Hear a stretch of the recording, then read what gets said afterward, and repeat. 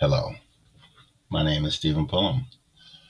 I'm going to talk about a journey I hope you find very beneficial to you in your cybersecurity career that I've actually undertook myself after 40 years basically in the cybersecurity field, beginning in basically 1984 and retiring at the Pentagon in 2012. I decided to undertake more in depth some technology I was exposed to in that time, and that is artificial intelligence. Artificial intelligence, as we all know, began in the 1950s with Alan Turing. So it's been around. It's been around even in your daily activities since the millennium, prior to millennium, certain sectors. Every time you said hello Siri, every time you said hey Google, every time you said Alexa, that's artificial intelligence. A lot of people don't realize that. And the that is the education that's been denied to unrepresented and under and other demographics that they need to know that artificial intelligence is not some new thing that they've been exposed to all a while.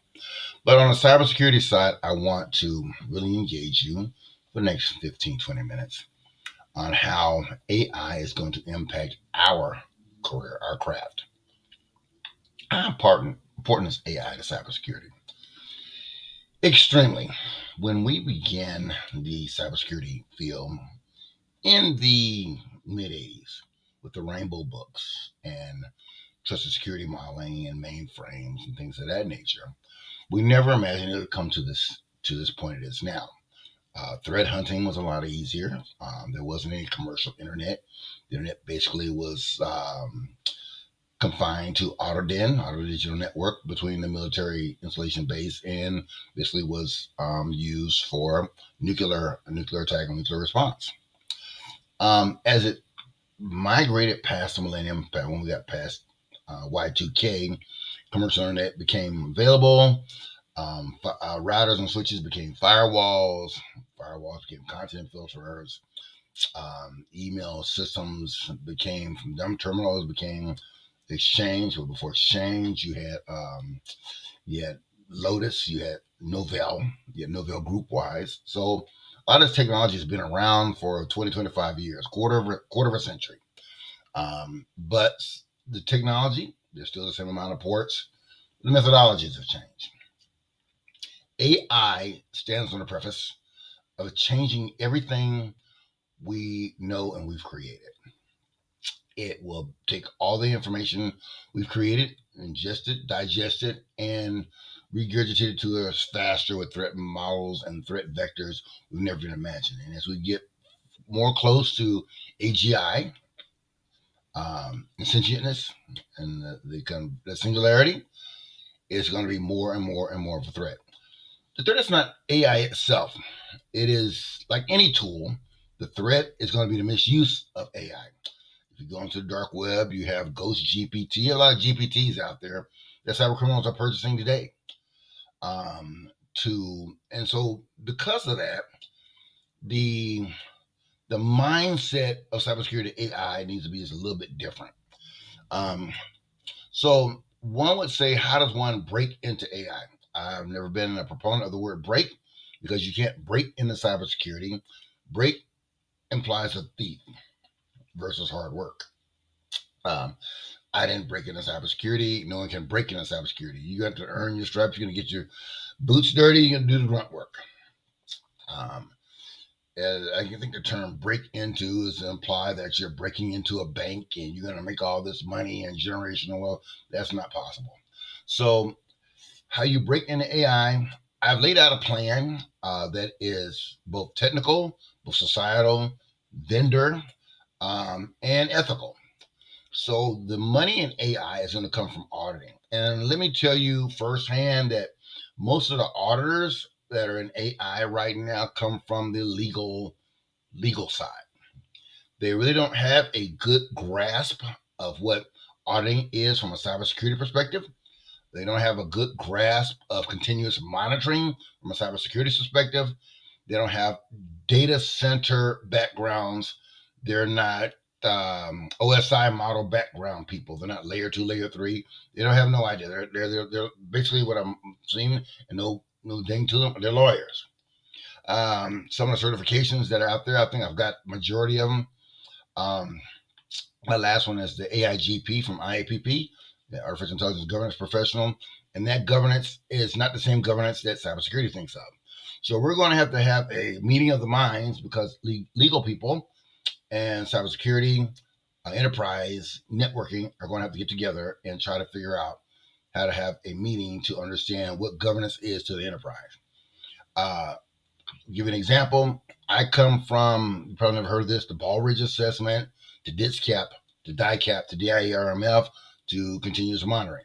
So I've been through that, and I've been the deputy program manager for governance and information assurance for Office of Secretary of Defense. I know governance, I know information assurance, and I know continuous monitoring. I've seen it from its inception in the Department of Defense and the federal government. And I'm the first to tell you that the continuous monitoring that's going to be required for cybersecurity is not the continuous monitoring that legal. Let me give an example. You have an agentic agent that you're using in your enterprise. And when I say this, I want you to think on the lines of a SQL database. Because to us in the cybersecurity world, all AI is another piece of software sitting on servers in the data center, right? Gathering data in a database, distributed, whatever you're using, AWS, whatever. So you have a SQL database, and the data is hashed to a certain amount of it's hashed to a certain amount of surety. You know that this right here is a database. Somebody adds the number 1, it's no longer the same database. You have to rehash it. That is going to be the premise of AI. Except that database is going to be continuously changing by people asking questions, getting answers, and the database is going to change. And you're going to have something that's going to continuously monitor those changes, because some of those changes can be unethical, prejudicial, biased, and actually harmful. I think the new threat vector is going to be able to go in and crack those LLMs and then make it output data you don't want it to, like social security numbers and things like that are going to be contained within, or the LLM is going to have hooks into your corporate data, and someone's going to craft a prompt or whatever and go into your corporate data. I'll give you an example. So they're saying that the AI agent is, let's say, like you was in Active Directory, and it has only properties for HR. And someone crafts a prompt to get into HR, and HR's version of the agent is able to go into financial records and or move things from the CFO. So now you crafted a prompt. Now see, this whole methodology is nothing new. We used to call it botnets. It's the same thing, botnets. So how will AI affect at-risk populations? So 2 main things I wanted to bring up. The first one I already mentioned is literacy. Literacy. Look how long it took. If you remember that the first time that the industry tried to engage at-risk populations with technology on a mass scale was Cisco. Cisco began in the 1990s, the Cisco Networking Academy in community colleges, because they saw the opportunity to bring technology that's going to be required of learning to the workforce. And workforce development is critical and crucial, because AI is not going to replace anybody. Somebody using AI is going to replace somebody. So that's an at-risk population. Populations always have the tendency to get a hold of the tech, and without proper guidance, that tech always gets misused. And we're going to talk about that here in a little bit. So that tech always gets misused. People thought, Blackberries are one thing, smartphones will never make it to the general population, and Walmart started selling T-Mobile and Boost Mobile. Technology is going to get to the population. If the internet was going to be wrapped up, and AOL started sending CDs by the thousands to people. So The populations are going to get the technology. The second part of the risk is going to be resources. Uh, Resources are going to be tremendous. Um, Unless you're someone using resources like DeepSeek in China, who just beat all our U.S. models, open source. But the resource of these data centers are going to consume water. We're cyber people, so we know how much data centers consume. Well, AI is going to require a god awful amount of power, and that power has got to come from somewhere. And I can say, as a Texan, power grids get tapped. The Stargate project is going to Abilene, and they're going to come up with new power infrastructure methodologies. So, one of the questions I have is, how does social media like TikTok impact community with AI? Just using TikTok as an example, um, the employment dynamic has shifted with social media outside of Facebook. If you want to go back peer to peer with LimeWire and Pirate Bay and stuff like that, but the employment and monetization of, I don't know, rumors and things of that nature is now becoming a career path. Um, so if you look at the term social influencer, an influencer is somebody who persuades somebody else to come to their way of thinking, um, outside of what they may have already thought or concerning what you're thinking, and that's being monetized. That is a cybersecurity risk within itself, because you don't have filters to say what can and cannot be monetized. Now, yeah, they have those filters in Facebook and TikTok and things like that, but we're talking dark web stuff, and we in cybersecurity live on the dark web. So, a rogue version of TikTok, and I read this the other day that TikTok phones are going for $3,000 on eBay if you have a already installed broken phone that uses TikTok. So those things are going to impact the community in ways that some of the things that we're going to put out are going to be dangerous. And then what I mean by the entire community, I don't look at just black and brown, but the entire community, global community. Um, so you're going to have an increase in OnlyFans type pages, some pretty depraved stuff is going to be done with AI, and they're not going to be real people. So you can't prosecute them because it's depicting an act, but that act is not of real people. Now that's going to be a legal issue, but if you think about that, that's going to impact us a lot, right? So they can say, I made this video of these two, let's say hypothetical minors doing something. I watched this, not me, but the person says they arrest them for having all this stuff on the computer, but it's not real people, right? So what law was violated?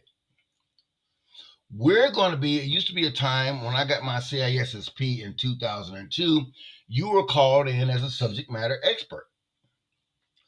Um, you as a CISSP, I don't know if they still do that in 2002. Back then, uh, your certification meant that you was a lawyer, a doctor, you could be called in as a subject matter expert. That's the me on cybersecurity. And that's going to be one of the questions going forward with AI we're going to have to look at is, what is the boundary between the act and the act portraying live people, and how do we take that data off of our systems without impacting the system? Will AI further the gap between black and brown communities in education and job opportunities? This is going to be contrary to the popular thought. I'm going to say no, right? AI is not going to further the gap. Matter of fact, AI gives us an opportunity right now to close the gap. Let me give you a perfect example. If more black and brown communities would have embraced the internet into schools in our communities around the year 2000, we'd have a more educated population. Period. Dot point blank. If we would engage more of, instead of playing cards and spades and hearts and solitaire, took that same technology as it was emerging and brought it into our school systems. If the school didn't accept it, put it into our community centers, then we'd have a more educated population. I actually remember some churches was taking their dinner hall and putting in laptops and trying to teach people how to use the internet, the elderly population. That didn't take off. So it's not going to widen the gap, because now we're at the preface of another industrial revolution, the fifth industrial revolution, and we can do the same thing that we could have did 25 years ago. So it's not going to widen the gap. The gap gets widened by latency, procrastination, and blaming. If you put all that energy into action, actionable items, and actionable engagement with our community, we could change the world. But in my opinion, we're going to wait to do these things until somebody else does them and become perfected at it, and then complain that we never had a chance. Well, we have the chance right now. Right now. They're going to invest billions into this thing. They're going to have to. And there's still laws out there that says small business get a big chunk of it. I'm on the National Small Business Association Leadership Council.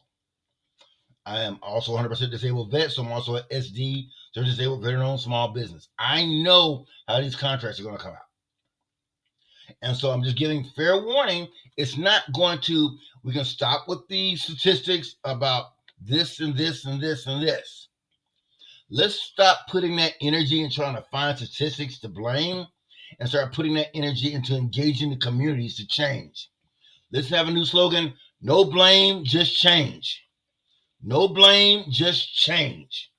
And we can do that as a community. All right. What defines AI leadership? Leadership has never been defined by monetary gain. Having a bunch of money does not make you a leader. It makes you lucky, right? Because if everybody had $1 million, $1 million is not $1 million. Leadership in AI is going to be those who have the vision to help our communities, the whole communities, the global communities go forward. That's going to be leadership. There's not going to be a MLK of AI, but we're putting focus on who the leaders are based on their money. Well, let me say this. In our communities globally, I've been to a lot of places on the earth that just horrible. All right. And even our own United States of America. I think that leadership goes into the community and tries to make change. Those unsung heroes, the ones who are on the front lines. But first, leadership has to identify what is actually the demographics in the algorithm. Homeless are not included in the algorithm. AI basically right now is for folks who can afford it. I mean, on your phone and stuff like that, but AI at home, who can afford it? Because you're using it on a laptop, either at home or a Starbucks or somewhere. That means you have computing technology. You're not living on the streets of Kensington, Philadelphia. You're not in Skid Row. You're not walking in the South Sudan. You're not doing all these things. Those people need to be in the algorithm as well. So when we're talking about disparaged, underrepresented communities, think about who you're not representing before you say underrepresented. Because if you're picking and choosing of who's not being represented, you're as guilty as the people who's doing it as well. So I am putting out a new blueprint for AI to cybersecurity. I'm working on it. As soon as I finalize this last AI certification, I don't know how many I've done. I got so many on LinkedIn, I just lost count. And the reason why I did it was because 3 years ago, I started being like Peter in the Wilderness, saying, hey, I've had my decades in cybersecurity. This is going to change the genre and the dynamic. This is going to change the dynamic. And if you're focusing on your next upgrade, your next pay grade in cybersecurity, and you're not looking at, let me give an example, because I was around when SIMs and SIEMs and all that got big. I remember when Cisco Works 2000 came out. I remember when Splunk came out. I remember when Snort came out. I remember when we did all these things. And all these things are precursors to what is to come. And I forgot who said it. If you don't learn from history, you are doomed to repeat it. So let's take some time, engage our communities. All of us are leaders. Anytime you see that child and you have a little cybersecurity knowledge, remember this: that which you impart, you shall return. And I want to thank you for giving this opportunity once again. I think it's the third year straight of the Winter Conference. But remember this: if I don't make a lot of conferences, I really stay a lot ahead. I do a lot of work on the background. Just don't have time. I have too much time engaging with communities and nurturing and trying to get people to understand that we have the opportunity, all of us have the opportunity right now to change our community. Not blame. Let's just change. God bless you all and take care and have a good conference.